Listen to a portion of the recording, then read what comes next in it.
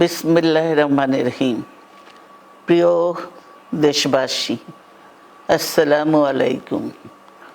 রক্তস্নাত July August 1 বছর পর আমাদের মাঝে ফিরে এসেছে।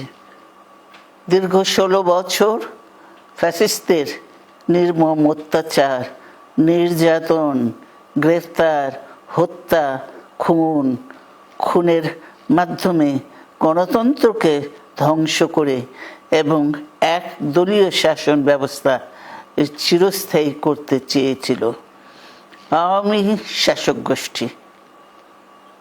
ছাত্র জনতার সম্মিলিত অভ্যুত্থানের মধ্যে দিয়ে ফ্যাসিবাদদের পতন ঘটেছে। সুযোগ সৃষ্টি হয়েছে নতুন করে বাংলাদেশকে গড়বার। এই আন্দোলনে যারা শহীদ হয়েছেন তাদের জানাচ্ছি আন্তরিক শ্রদ্ধা, আহতদের সমবেদনা।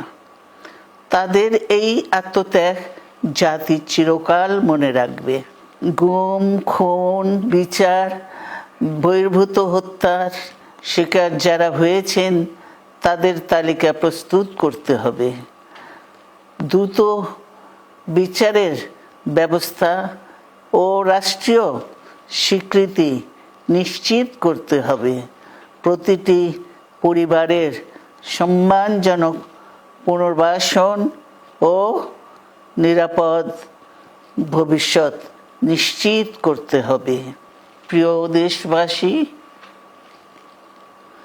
আমাদের সামনে যে সুযোগ সৃষ্টি হয়েছে নতুন করে গণতান্ত্রিক ব্যবস্থাকে প্রাতিষ্ঠানিক রূপ দেওয়ার, তা আমাদের দ্রুত সম্পন্ন করতে হবে।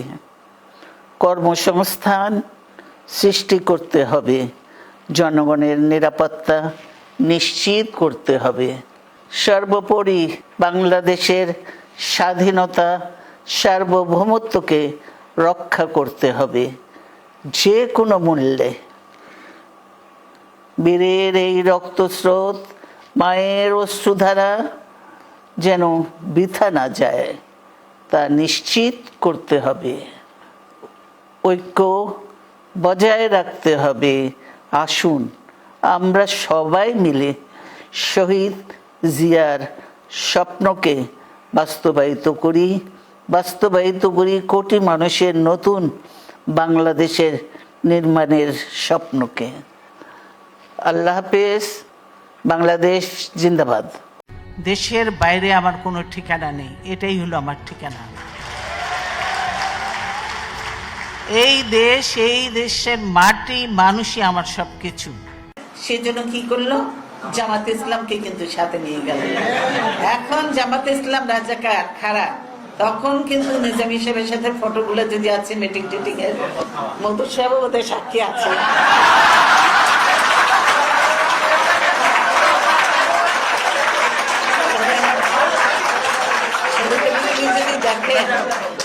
আমি তুলিয়েছিলাম। হয়তো আপনি সেট করে রেখেছিলেন যে বিএনপিতে আসবেন, সেই একটা রেকর্ড রেখেছিলেন। সেই ছবিগুলা কিন্তু এখনো আছে, সাক্ষী হিসেবে আছে যে তারা কিভাবে মিটিং করেছে। কেউ সালাম করছে, কেউ ঝুঁকে সালাম করছে, নানা রকম অঙ্গভঙ্গির ছবি আছে। তো জামাত ইসলামের সঙ্গে সখ্যতা কাদের বেশি ছিল? তাদের ছিল। সেজন্য তাদের কিছু খেতে পর্যন্ত পারিনি, আমার বাড়ির লোকজনকে কিছু খেতে পর্যন্ত দেয়নি।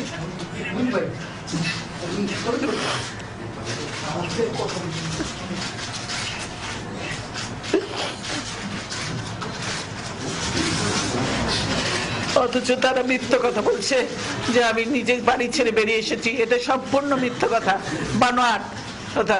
তারা জবরদস্তি ধাক্কা মেরে আমাকে বাড়ি থেকে বের করেছে।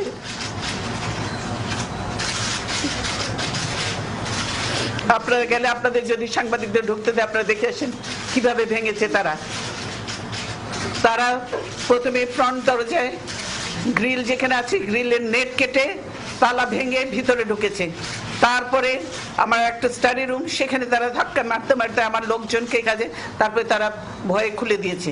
তারপরে আমার বেডরুমে এসছে, বেডরুমে ধাক্কা মেরে মেরে মেরে মেরে লাথি মেরে মেরে মেরে সব ইয়ে করে, তারপরে বেডরুমে ভেঙে, এখনো আছে ভাঙা, ভেঙে তারপরে তারা ঢুকেছে ভিতরে। ভিতরে ঢুকে সব লাঠি ছোটা নিয়ে সব ঢুকেছে ভিতরে, ঢুকে সব আমার জিনিসপত্র সব ই করেছে, এমন ভাবে ইয়ে করেছে, তারা টানতে টানতে নিয়ে এসেছে। গভীর দুঃখে ভরা মন নিয়ে আপনাদের উদ্দেশ্যে দুটি কথা বলবো। আজ আপনারা দেখছেন কিভাবে রাষ্ট্রীয় সন্ত্রাসের মাধ্যমে আমাকে শহীদ স্মৃতি বিজড়িত বাড়ি থেকে উচ্ছেদ করা হয়েছে। দীর্ঘদিনের সংসারের সব মালামাল রেখে আমাকে এক কাপড়ে বাড়ি থেকে বেরিয়ে আসতে হলো।